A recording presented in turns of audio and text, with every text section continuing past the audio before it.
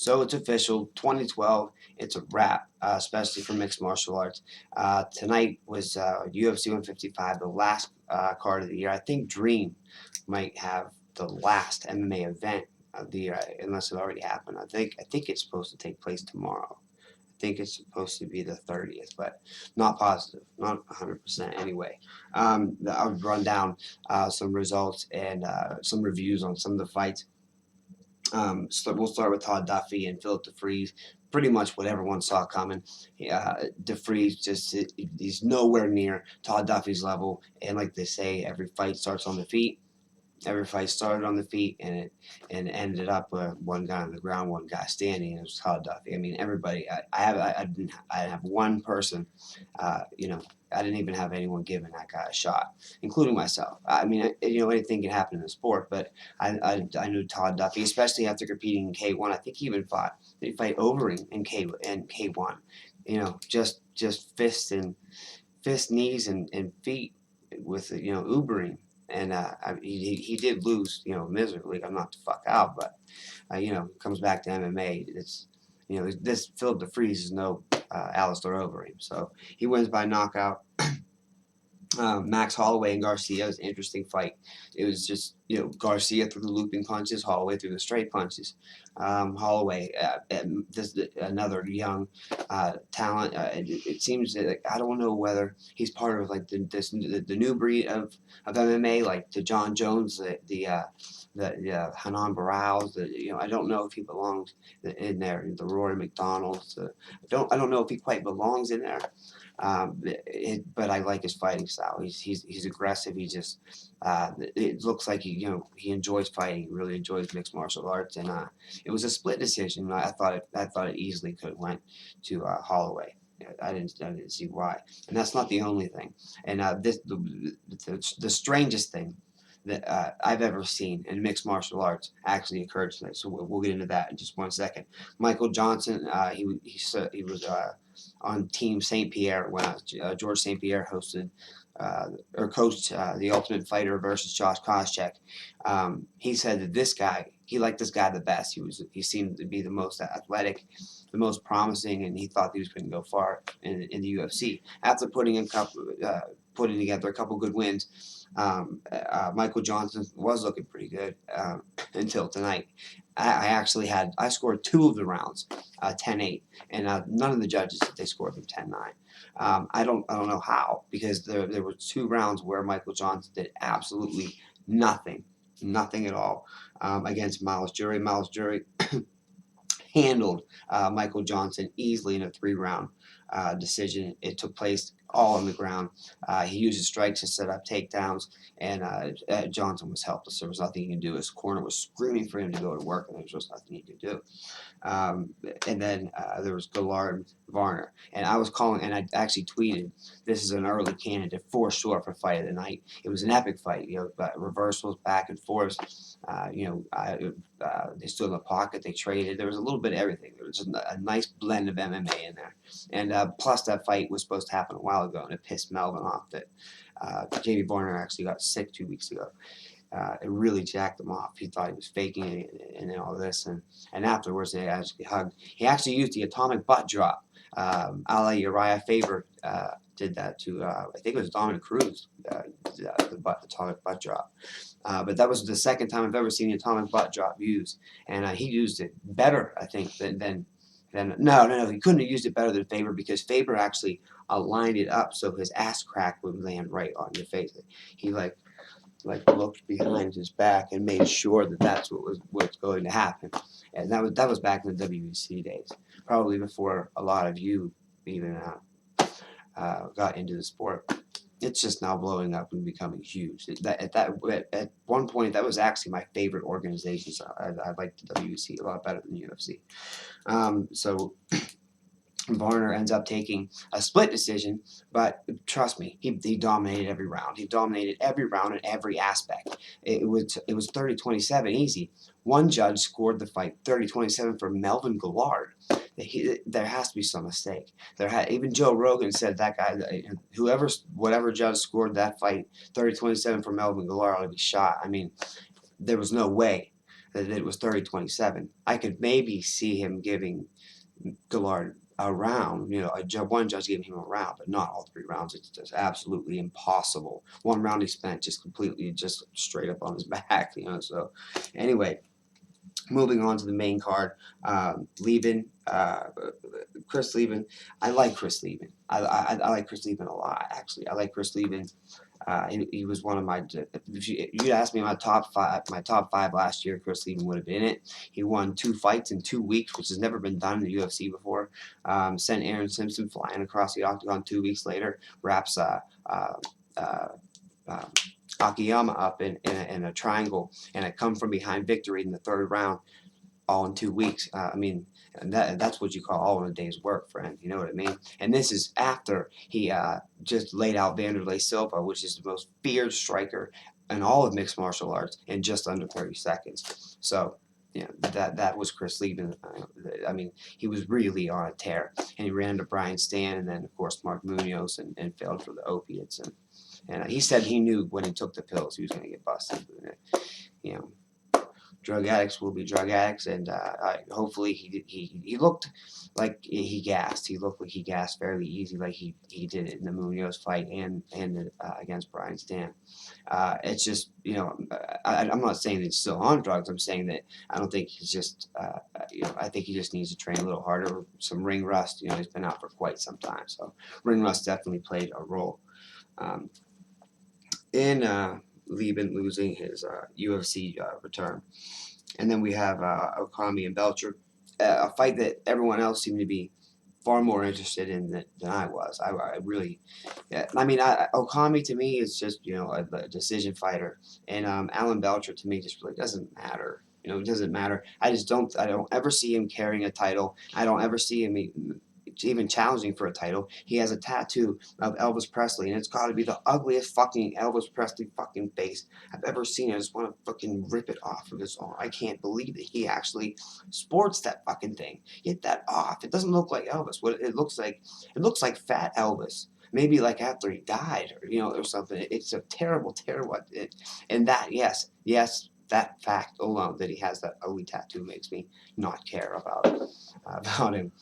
But anyway, regardless, he lost. Okami used his ground game, some ill-timed submissions, but mainly his ground game, and got us a mean ground and pound in the 3rd round, and took a unanimous decision victory over Belcher. Tim Boach, from my area, another Pennsylvania guy, another Pittsburgh guy. So, I have to back my guys.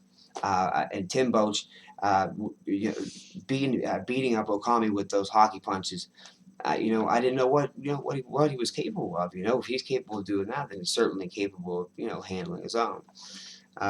In this case, no, Philippou handled that for him, and they called it a TKO. To me, it looked like a full-fledged knockout. So Philippou gets the win in probably the best fight. I think this fight saved the card, to be honest with you. This fight made I was screaming at the top of my lungs. I couldn't believe the warrior spirit in both of these men. Both these fighters gave it everything. They threw everything in each other but the fucking kitchen sink, and that's no exaggeration. That's no exaggeration.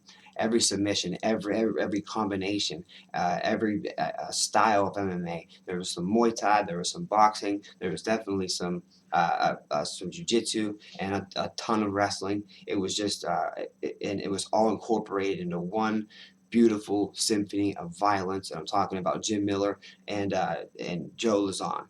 I had Miller going into this. He just looked so much stronger and ready. And on the feet, he was beating the shit.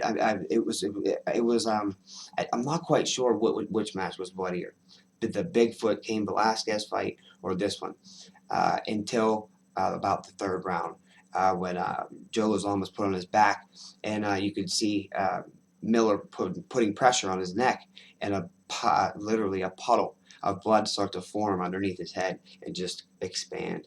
And it was probably one of the bloodiest fights. Diego Sanchez, BJ Penn, Bigfoot, Cain, and now this.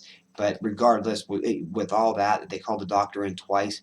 This kid, there was no quit in Joe Lazon. I actually there's no reason to tweet Joe Lazon. He literally has 82,000 followers. So he's not going to receive it. I still felt that mad props. He kept coming forward. He kept swinging, kept punching, and actually at the end threw a flying scissor heel hook.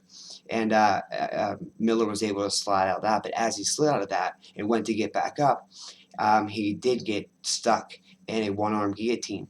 And he went for a little ride, flipped them backwards, and got stuck in just your standard guillotine, a modified guillotine. But regardless, it was tight. It was locked. I don't think Miller was getting out of that anytime soon. And the clock was his best friend. The bell rang, and it was 30-27. Jim Miller took the fight. But yeah, if you missed the fight, you got to see it. You got to see Jim Miller versus Joe Lazon. That was nonstop action. I don't think there was 2 seconds in that fight where either guy took a rest, unless they were clinching. There was even certain points in the fight where they were throwing the same combos the exact same time. These guys were mirror images of each other. It's just that you could tell Miller had the strength advantage and the speed advantage and the wrestling advantage. But when it comes to submissions and the all around grappling, Joe Lazon was on point. Joe Lazon was on point. He was bleeding from his eyes, his ears, his nose, mouth, and a nasty cut over his right eye. And it came forward like the Terminator. And heart like that, you can't teach, you can't learn in an academy. You get that from your mama, you know what I'm saying? So we move on to the main event, one of the strangest main events I've ever seen in my life. We have Cain Velasquez. Wants the belt back bad. The first Hispanic UFC champion, and I'm proud of it. He got the belt from the unbeatable Brock Lesnar. Anyway, back to the fight. JDS Velasquez. He gets it from Lesnar, fights JDS, gets knocked out in about 9 seconds. 9 seconds into the fight, he just JDS throws a Chuck Liddell. I call him Chuck Liddell 2.0, by the way, because he's Chuck Liddell, only in heavyweight form and Brazilian. The style's the same. He keeps his hands down low, the same as Liddell did. He uses a technique, an older technique in MMA. The technique's called sprawl and brawl. Yeah, sprawl and brawl. Sorry about that, being that two of my favorite fighters of all time, and Jens Pulver and Chuck Liddell, actually kind of invented that way of fighting. But yeah, that's the technique he uses. He's incredibly difficult to take down, and he throws bombs. If he has one punch, epic knockout power. He actually, when he knocked out, he knocked someone out before, threw an uppercut, leaned down into it, and made his ears wiggle on the way down. And they didn't wiggle like once. It was like 3 or 4 good wiggles, like Dumbo. It was Joe Rogan actually cracked up watching the replay of someone losing consciousness because of the ear wiggle. So JDS has massive power. It seemed like the roles were reversed at first. I'm watching this fight. Cain goes into the fight with JDS, and the exact opposite happens. He catches JDS really early in the fight with an overhand right, and this guy didn't know where he was, what was going on. There was nobody home up here, and it went to all 5 rounds.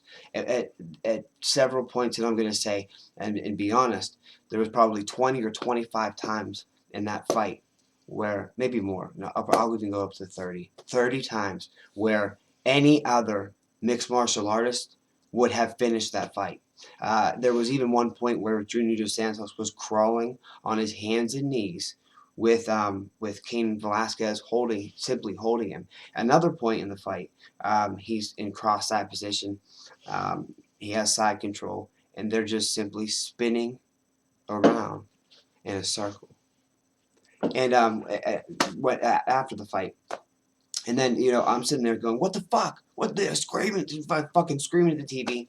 Finally, I realized, I bet he wanted, he knows how badly he hurt him in the first round. I bet he wants to just, he's known as Cardio Cain, so why not, beat him up all fucking 5 rounds. His wrestling was working, his takedowns were working every time. I think at one point he hit 60 out of 62 takedowns were successful. So, and normally for Junior Santos, he doesn't get taken down once. Get taken down 60 times out of 62 tries. It was pretty good work by Cain Velasquez. But he did attempt an armbar, an ill looking armbar, a very bad looking armbar. I can see why Josh Koscheck, uh, kind of just gave the middle finger to AKA. Shame on AKA. Shame on AKA for not having your fighter prepared. Now look, that may seem a little hasty. I know I'm going to get some backlash and some shit for this, but because he won the fight, he beat Junior Dos Santos, man. And not only that, he beat him 5 rounds, and there was 10-8s, across the board. He knocked him down, he knocked him out, he took him down at will. He battered him. He beat the champ and retained his title. I'm sorry, got his belt back. Junior Dos Santos was looking like he's going to hold that belt for a while. And no, he beat Junior Santos. Anyone that does that deserves props, certainly. I respect every guy that steps into that cage. But the many chances he had to finish, he actually did say right after the fight, it was the game plan was my coaches. It was AKA they laid the whole thing out for me. It's I did what they told me to do. And why go 5 rounds with someone that's half unconscious? And even when he tried to rip the armbar, Junior Dos Santos was half conscious, and he still got out. You think that if you're going to wrestle somebody and you're looking for some ground and pound, a submission may open up. So you might want to really work on submissions if you're going to hit the ground in a championship fight. And it seems like the trainers at AKA didn't do that with Cain. He attempted one sloppy armbar, and a half asleep Junior Dos Santos simply slid his arm out. It was just very awkward. Let me know what you thought about UFC 155s, especially the main event. Let me know what you thought about Cain's performance, why he decided to go 5 rounds when there were so many obvious um, times where he could have finished the fight by knockout, by submission, by TKO. He could have knocked it out. He probably could have won by hugging. He probably could have hugged him to death, and JDS could have ran out of air at one point. He was so out of it. Actually, he was so out of it that when Joe Rogan went to interview him after the fight, he asked him one question, and this is what came out of his mouth. Ooh. Really? So Joe Rogan was going to cut the interview short there, and then he did start to talk, but his lips were so swollen, his face was so beaten down and battered. And again, that could be the reason for taking him all 5 rounds. He wanted to make sure he was beaten down good, for taking his belt to begin with. Send a message. I don't know, something like that. Let me know what you think about the Junior Dos Santos Cain Velasquez fight, because I'm really interested to hear other people's opinions about why that went 5 rounds, why the submission, why wasn't there some submission attempts, why wasn't he when he had him in? I mean, the JDS forehead is laying on the mat. Why wasn't he pounding on his head? Why wasn't he why wasn't he FTW, man? Why wasn't he for the fucking win, for the knockout, for the submission, for the finish, for to put a stamp on it, to fucking put a stamp on it. Everybody wants a finish, right? Who wants to go, to decision? Who wants to go to the judges? It just seemed awkward. So I can't wait to see the comments for this. So thanks for watching. Happy New Year. Don't drink and drive, even though I know 95% of you will. How about this? Just don't drink a 6-pack and drive. And I hope your holidays were fantastic. Happy New Year, and enjoy the dream card.